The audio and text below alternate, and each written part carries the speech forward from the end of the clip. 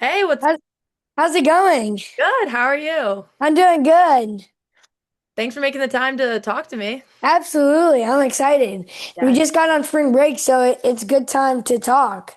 Oh my gosh, that's so fun. I know, it's amazing. Do I've you have any been good spring break plans? we're gonna tomorrow I have a lacrosse game in Charlottesville. Um Hmm. so after that we're gonna watch the Notre Dame UVA game. And Yeah. then I think we're just chilling. I'm gonna play some golf with a few Nice. buddies. That's awesome. But see my grandparents and then Easter on Sunday. So it's That's gonna be good. exciting. Yeah. Yeah, Good break for sure. absolutely. It's gonna be fun. Hmm. Um, I'll introduce you and we can get into it. Yeah. All right. What's up, guys? Welcome back to the Lax Locker Room. Today we've got a super exciting guest, CC Jacobs, a junior at the University of Richmond who just made the switch from midfield to defense. We're talking D1 lacrosse, position changes, and men's versus women's. Let's get into it. And thank you so much for getting for coming on the podcast. I really appreciate it. Yeah, thank you. I'm excited. I love talking lax, so Yeah, me too. So to start, can you tell us a little bit about yourself and where you're from and how you first got into lacrosse? yeah. So my name's Cece Jacobs. I'm a junior defender at the University of Richmond. I'm from Northern Virginia, and I originally got into lacrosse in second grade. So I've been playing now, ooh, like 14 years now. It's crazy to Yeah, say. Originally got into it just because lacrosse was big in the area, DMV hotspot, and I have an older yeah. brother who also started playing at the same time. So yeah, just stuck with it, and here I That's am. awesome. Did Mhm. you grow up in a lacrosse family or was he the first one? We were the first ones. So, Yeah. lacrosse kind of started getting more popular, I'd say, in like the 80s. And my dad used to play football and everything, but he always said he wished lacrosse was around when he was playing, Yeah. just because like it's so fun, obviously. Right, right. But yeah, it really has grown recently, and I wish we kind of did grow up in like the lacrosse family had that heritage. But I had cousins who played in Long Island too, so that helped. Oh yeah, that's But big. yeah, Yeah. so. Um, that's awesome. So what did your recruiting process look like? Like going into the University of Virginia? I think you started at Oregon and then transferred to Richmond. Is that right? Yeah, so I started playing competitively in like club in high school. So my freshman year was actually the COVID year. And once we lost our season, I kind of started looking into options then. And I tried out for Capital Lacrosse Club. I made their orange team for the 2023 Is team. that Mad Lax? No, it's just No. Capital Lacrosse. Oh, okay. Yeah, my brother played Mad Lax actually Yeah. a little bit. Yeah. Um, but yeah, Capital is just a club based in the DC area, and Mm. I knew a lot of girls who played on it. I made the team, which was really great. And so a lot of my process started my sophomore year. I started emailing coaches then, but coaches aren't allowed to reply to you till September 1st of your junior year. So a lot of my sophomore year was kind of just working out, and we were still kind of in COVID restrictions. So Yeah. it was just kind of doing my own stuff, hitting the wall, shooting. Um, and going into my junior year, I went to a lot of camps, mostly local, I will say on the East Coast. And then September 1st rolled around. I had some other calls with some schools. There was nothing really, I wasn't really ready to commit yet in my fall, so I just kept playing. And then after my fall season, I had some visits scheduled. Um, the University of Oregon actually wasn't on my radar. I didn't really know about West Coast lacrosse or if that was an option Yeah. for me. And so in December, they started talking to me. I had a lot of great conversations with the coaches, other players. I flew out to Oregon in January and I got to see the facilities and everything, and it was truly amazing. And I decided to commit to Oregon. Um, I then played my senior year in high school. We did great. I was an All-American, which was really great. Super Wow, proud that's of that. awesome. Yeah, and then I went to Oregon my freshman year. I loved being on the West Coast. It was super great, but I definitely did get homesick, and there were some things that I kind of missed out on, I feel like, just being on the West Coast so far away from family. Yeah. So I decided to enter the transfer portal and um yeah, so I entered the transfer portal. It was kind of like recruiting 2.0 with like coaches reaching out to you and Right. wanting to schedule calls. Eventually, I was reached out by Ann Harrington, our coach now, and a couple days later, she offered me, and I committed to Richmond. And That's awesome. yeah, I came here So going into my go sophomore, ahead. and the rest is history. That's awesome. So did you when was it like? literally like a few days later after you transferred? Yeah, so with the transfer portal, it's kind of a lot faster just because you have to apply to the school and everything. So I'd say I started talking to Anne maybe late May, middle of May, and I committed May 31st of 2024. So Wow, that's awesome. turnaround. Yeah. Yeah, that's cool. hmm Um, so can you tell us a little bit like about the journey? Like how was like what were you feeling like switching from Oregon to University of Richmond, especially since you said like you loved the campus and stuff, it wasn't the right fit. Yeah, so I mean, it's obviously scary to try to go to a new university. If it was easy, everyone would do it, I mean, but I would say that you have to be open to trying new things and being just confident in yourself and believing in yourself. I will say I'm thankful to have a lot of support behind me when I wanted to transfer. My parents were super supportive. My teammates at Oregon were also really great, and I'm still very close with them to this day. Like my Yeah. freshman year roommates, I'm really close with, Mm. and my recruiting class at the time. And I still am really close. And I went to one of their games last year, which was really great. But I think having that support system really gave me the ability to and the confidence to go and bet on myself and put myself in the transfer portal. And Yeah. I mean, there are sometimes like it is a little hard, I will say, but I mean, I wouldn't regret it for anything. The University of Richmond truly is a great school, and academically and athletically, I feel like it has changed me and made me a better person. So, That's awesome. That's exactly what we want in college. I mean, yeah. what could you ask for better? What has been your favorite part of playing at Richmond?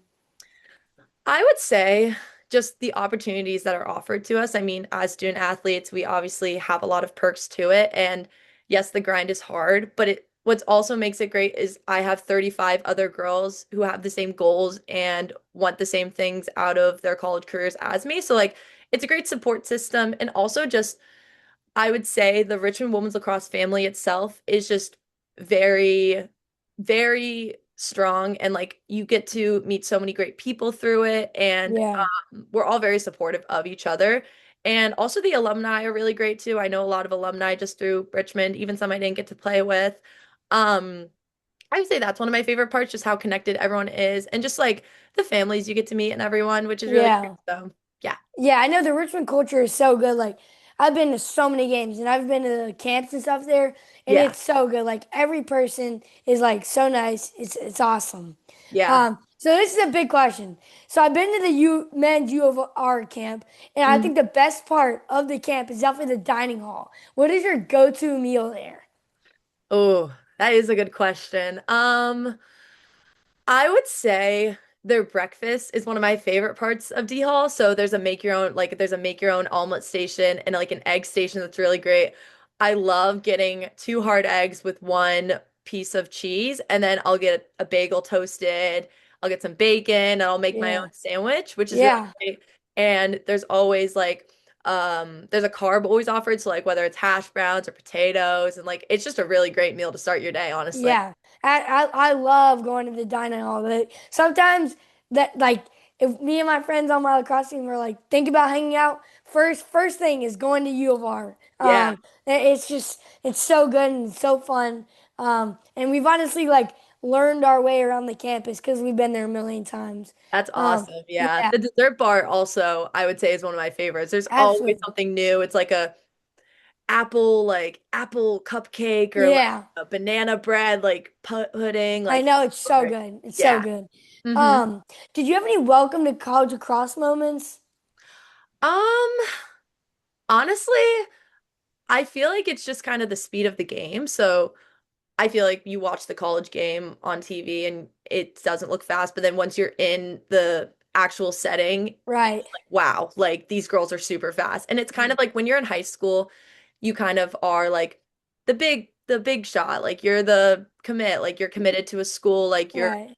kind of running your team. Like I feel like a lot of times like we had a lot of great girls on my team, but it was also like as a senior you kind of are running your team, and then once you go from a senior to a freshman again, it's kind of like a I wouldn't say a reality check, but it's kind of like a oh, like you're going from being the big fish to like going to a pond with the rest of big fishes. Does that make Right. sense? Yeah, that makes sense. Yeah. That's Yeah. cool. That's like always how people think about like they're the big dogs in a senior, and then as Yeah. soon as they get to their freshman year, it's like, wow, these are like big dogs. Like, Yeah. yeah. Totally. Yeah. Um, what was your skill you realized you need to improve dramatically when you first got to college? I would say stick work and footwork. I mean, those are kind of just the fundamentals of playing good lacrosse. If you can't catch the ball, you can't really play. And just footwork in Right, general, you can always improve on. You can always be faster. You can always have faster hands. And I would definitely say hitting the wall, getting your non-dominant just as strong as your dominant to make yourself a dual threat is really great. And just your footwork in general. Footwork helps you with your dodging, with your 1v1s, with your speed. Like it truly does round out your game well. And you can only do so much like in practice. It's important to get time outside right. to work on your individual skills. Yeah. So, yeah. Is there a good, is it, do you have a favorite spot at the U of R campus to do wall ball? Yeah, so once you walk in, so if you're walking to our stadium and you The turn left to Robin the stadium, Stadium? yeah, Robin Yeah. Stadium. So Okay, yeah. to the left, there is like Spider Rock and like how we walk onto the field every game. But then Okay. to the right, there's a huge just brick side of Robin Center. Oh, I know exactly what you're talking about. Is Yeah. it, wait, is it right past, like to the right of the men's locker room? Like to out that way, like to the entrance? It's by the entrance, yeah, by Spider Rock. And then there's like a staircase that Okay. goes down. Yes, yes, Yeah, so yes. I know exactly what you're talking about. that's my favorite spot to do it because I mean, one, that's so close to our locker room, and two, it's just Yeah, like you get to see our field as well. And like yeah. I not to be biased, but I think we have the best field in college lacrosse. So Oh, it's so good. I do. I don't know if you know him, but you know Charlie Packard on the men's team. I know Charlie, yeah. Yeah, I do. I go out and do lessons with him and another buddy, and it's so fun. Like the field and the turf is so good. Yeah, it's really It's great it's turf. awesome. Hmm. How important is it to have both hands equally dominant in the women's game? It's very important, honestly. I mean, as a defender myself, I would say you should be able to use both, but especially in the midfield and attack, you want to be a dual threat and everyone can use their dominant hand. I mean, that's just kind of a given once you're at the Division 1 level, but if you are stealthy with both hands, then that just makes you harder to go dodge because then you can go both ways and the defender can't really force you to a weak hand, if you know what I'm saying. Yeah, Yeah. right. Is when you're as a defender, like in the women's game, and you can't make a lot of contact, what is like looking at like how they're setting up like really important? Yeah, so definitely in the women's game, we don't have as much contact as the men's. They're honestly Yeah, both really different games. But really, yeah, with women's defense, I would say you just have to watch the hips. Very important. You can't go anywhere without your hips. And, yeah, all these attackers, they're doing these crazy fakes and trying to juke you out. But as long as you focus on their hips, keep your feet moving, keep your footwork sharp. And I would say also just your angles of how you approach a defender is very important because they're trying to get to the goal. And if you just force them away from the goal, then they can't shoot. And I think that's very important. And also just using the length of your stick as well. So we don't have any long poles or anything, but right.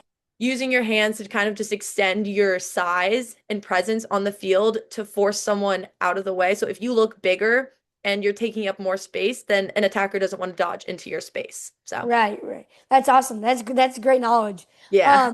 So I know you switched this year from midfielder to defender. Can you tell us like a little bit about that transition? Yeah. So I was recruited to Richmond as a midfielder, and I played all my sophomore year at midfield. And then in my end of year meeting last year, my coach mentioned something about it. So, I mean, I just kept working hard, obviously playing both. And then this year, we graduated a lot of defenders. So, there were a lot more openings on the field to there. And also, we just needed more size and presence down there.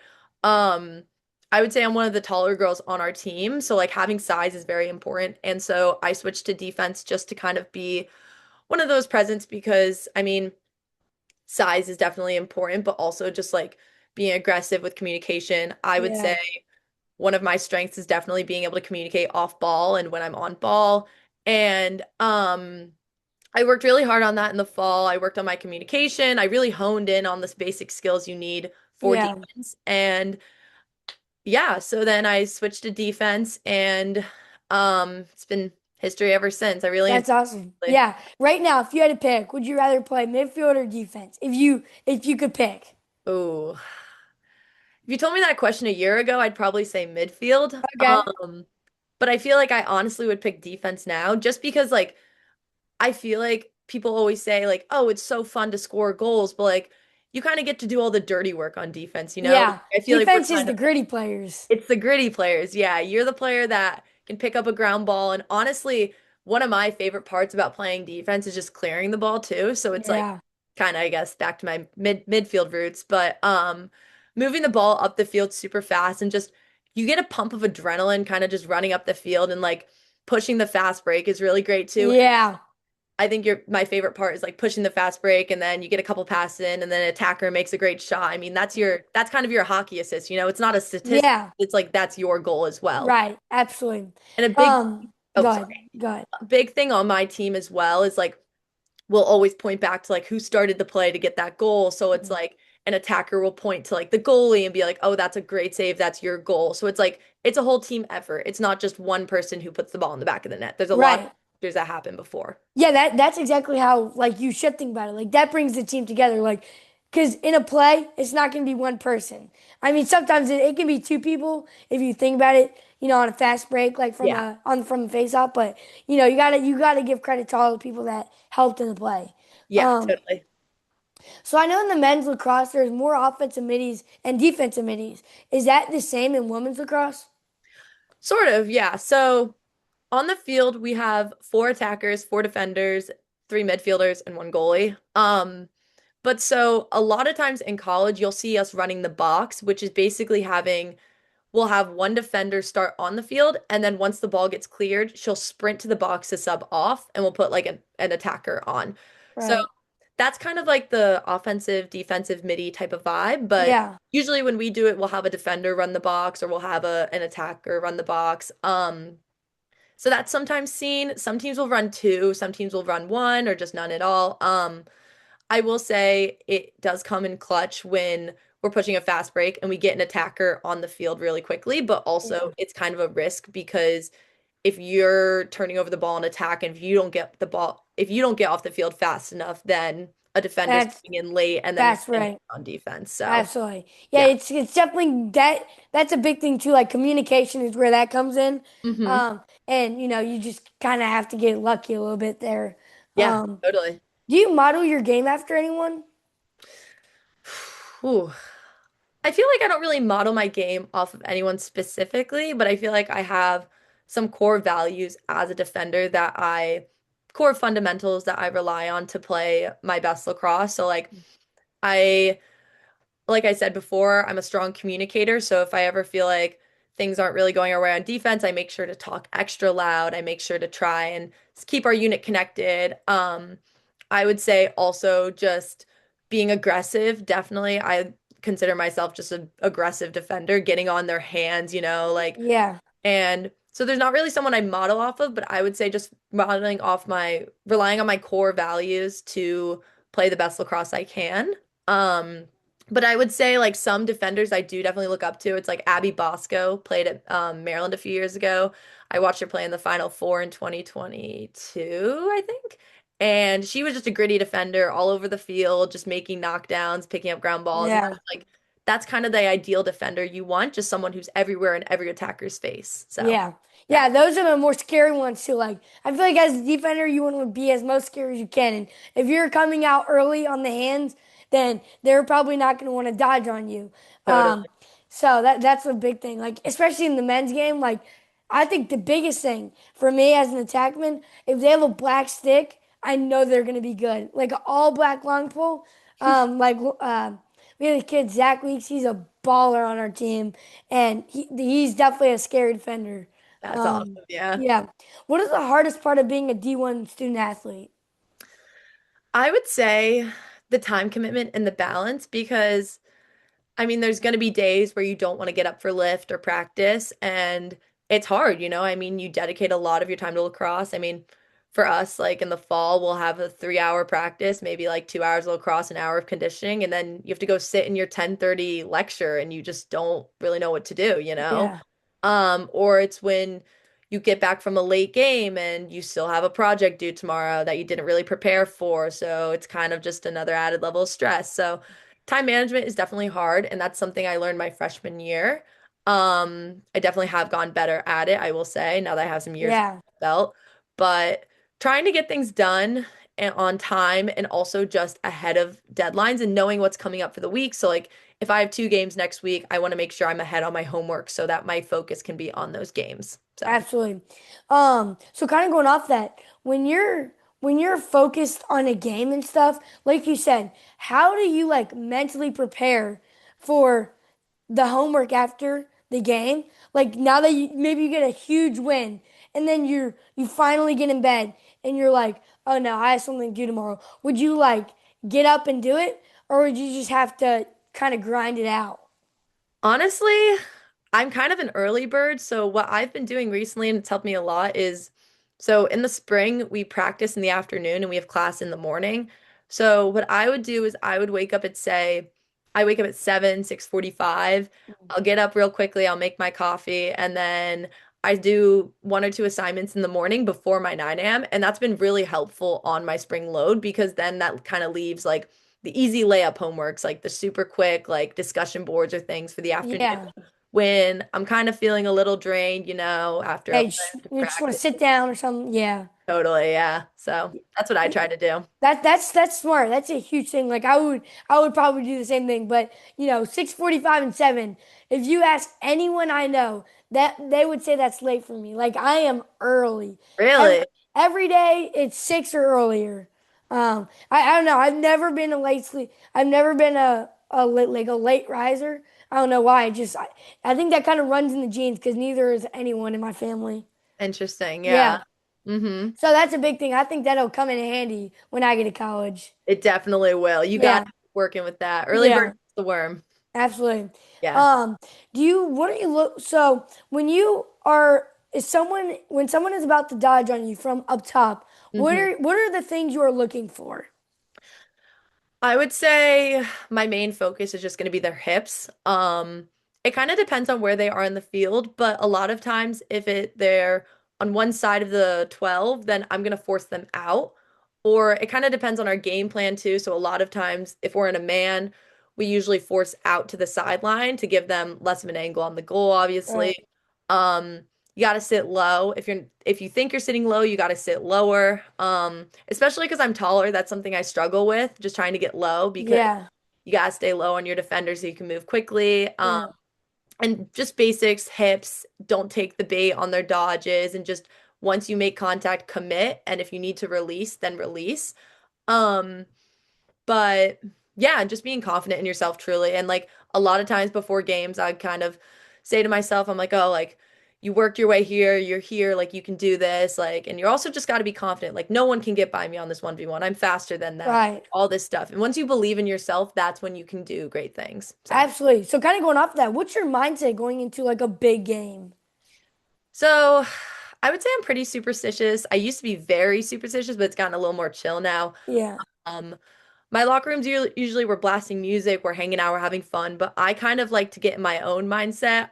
If you see me in the locker room, I'm usually just sitting there on my phone listening to music. That's a big thing for me. Yeah. And I always have to have an energy drink. That's a big one as Me well. too. I'm the same way. Yeah, Yeah.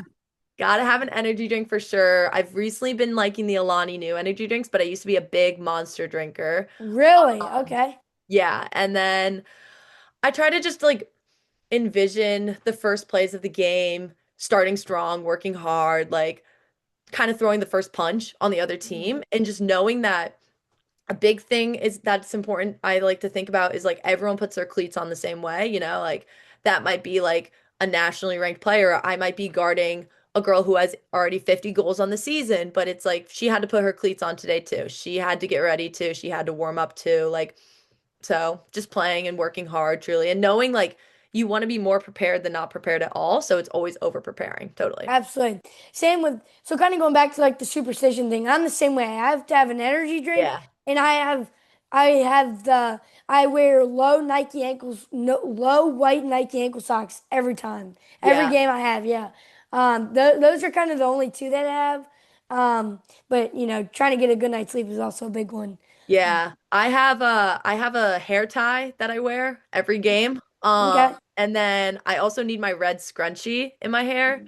And then I also have to put my right cleat on before my left cleat. And then I have to, during warm-ups, I have to stretch my left leg before my right leg. And then I stretch my shoulders out. That's interesting. That is very particular. It is a little particular, yeah, but Yeah. I don't know, it works for me. Yeah. What's your So, favorite Alani flavor? um kind of been bouncing around. I really like the pink slush one. Really? Okay. It honestly just tastes like straight sugar, but if we ever have like a noon game, I usually try and reach for like an orange flavor because it's kind of like Yeah. orange juice. I don't know if I Yeah. can drink like a rainbow sherbet like at 9 a.m., you know? Right. Yeah. I think my favorite flavor. Oh, they came out with the kind candy flavor. It's Yeah. really good. They also had. I haven't tried it, but they came out with like a lime flavored one. Yeah, I've been seeing that one too. I actually tried to find it today for our game tomorrow, but we I couldn't find it. It was sold out, so it must be good. Yeah, I everyone that I've talked to says it's really good. So Yeah. I go back and forth like those Red Bull and Celsius. Those Yeah. are like the big three that I do. Good big But I've three. never had Monster. It's I don't know. I've never really tried it. It's Um, not bad, you know. Got it yeah, depends on the flavor in my opinion. The orange yeah. one's really good, but the white one's really good too. Okay, yeah, that's what everyone says. The white one's like the go-to. Yeah, totally. Um, what makes Richmond women's lacrosse special compared to other programs? It's definitely the relationships. I kind of touched on it before, but like we're very close as a team. Obviously, we all have the same goals and the same aspirations, both on the field and off the field.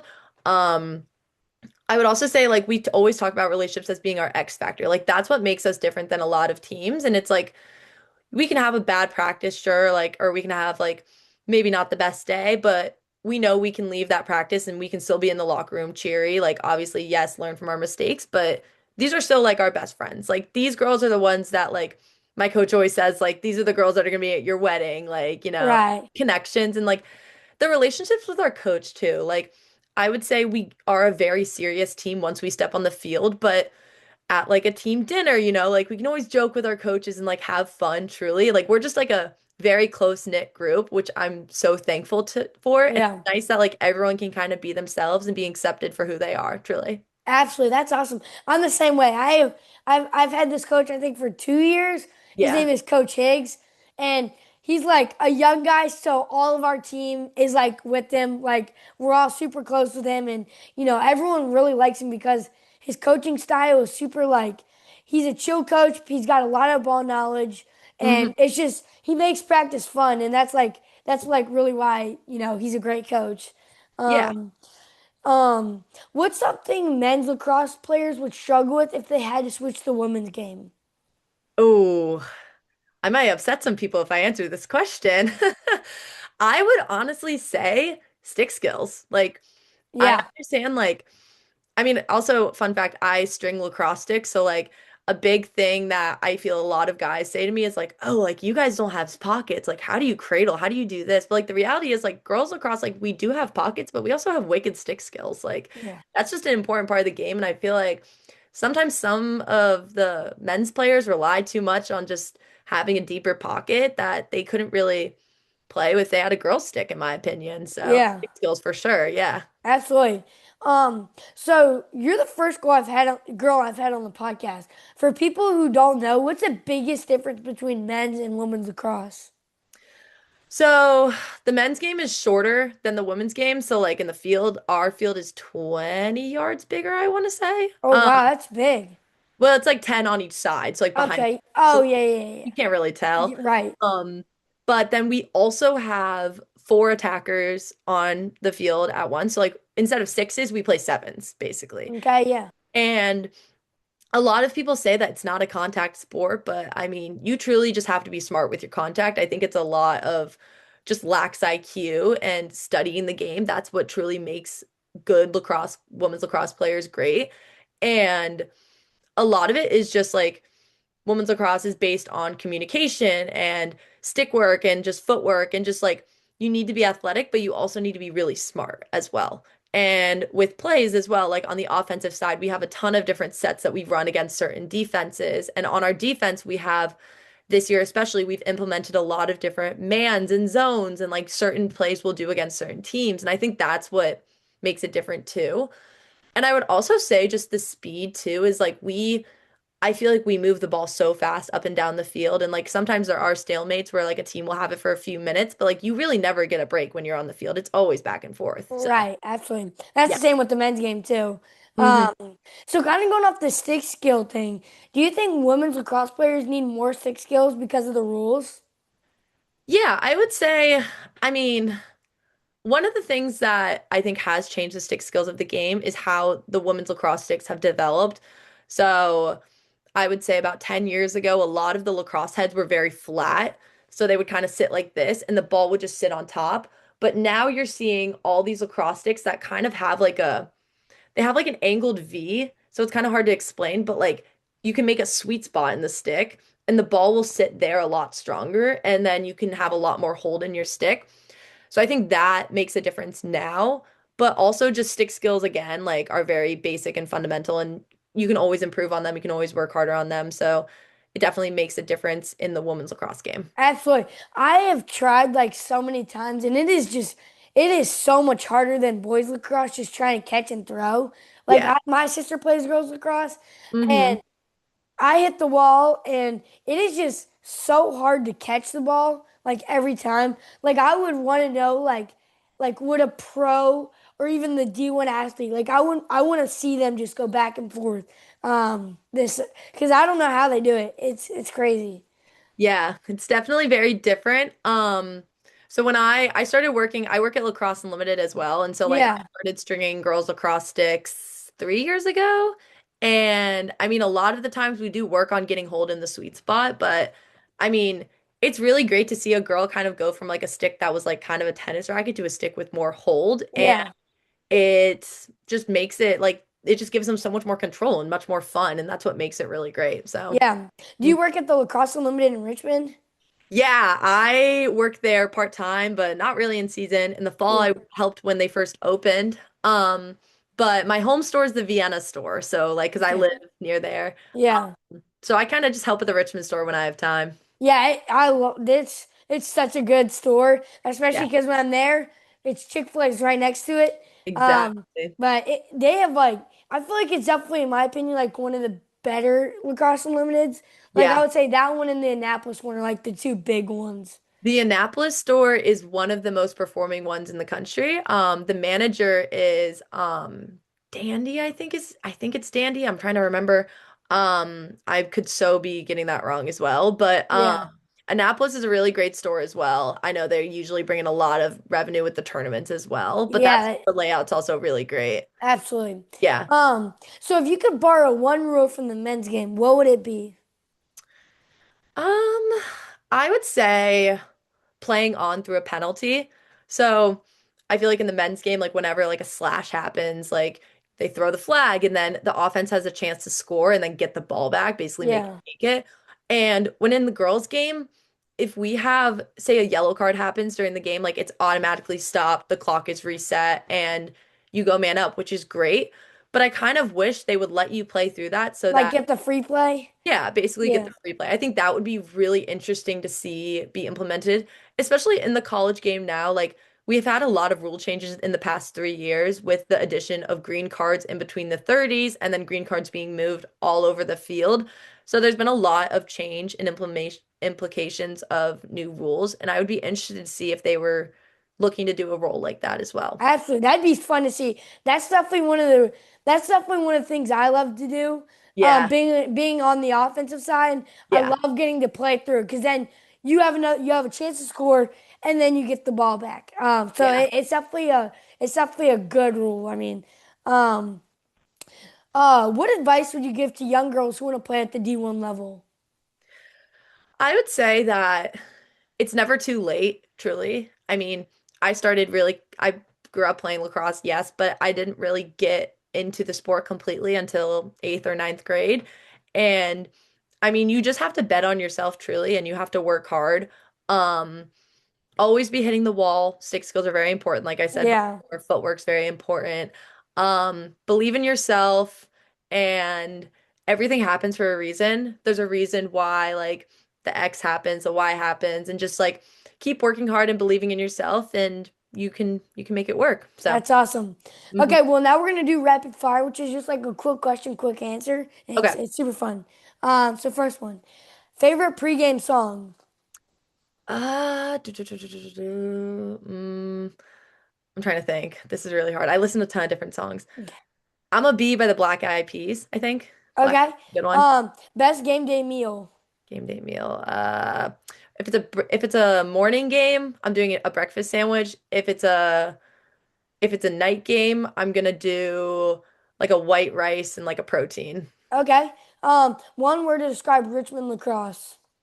Um, Exciting. Okay. Assist or goal.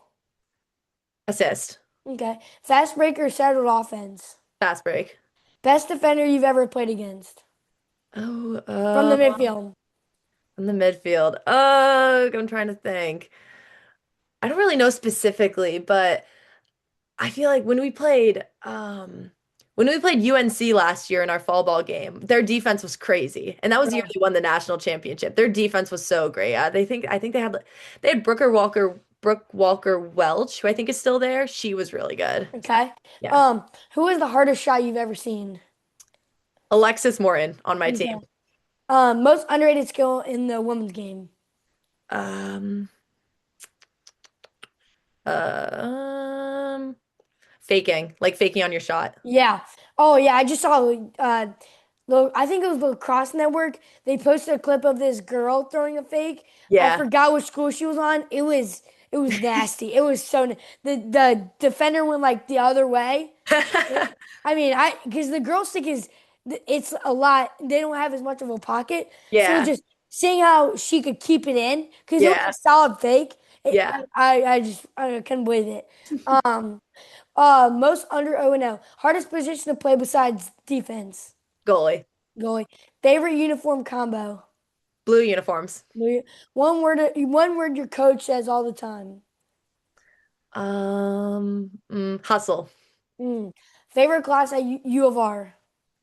Um, I would say my journalism public affairs class, which is like just reporting, basically. Okay. If you weren't playing lacrosse, what sport would you play?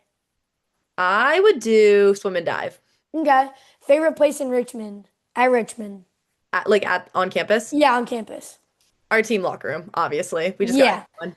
Okay. And then lastly, your go-to karaoke song. Don't Stop Believing by Journey. Okay, that's a good one. Well, that's all I have. Thank you so much for coming on. Yeah, of course. Thank you for having me. Absolutely. That was awesome to talk with you. It was cool. I Yeah, learned a lot about the women's game. it's a Um, great one for sure. Absolutely. I'll be watching the game tomorrow, I think you said, right? Yeah, it's at Yeah. 12. Okay. Well, thank you so much and have a great night. Thank you. You too. All Bye-bye. right.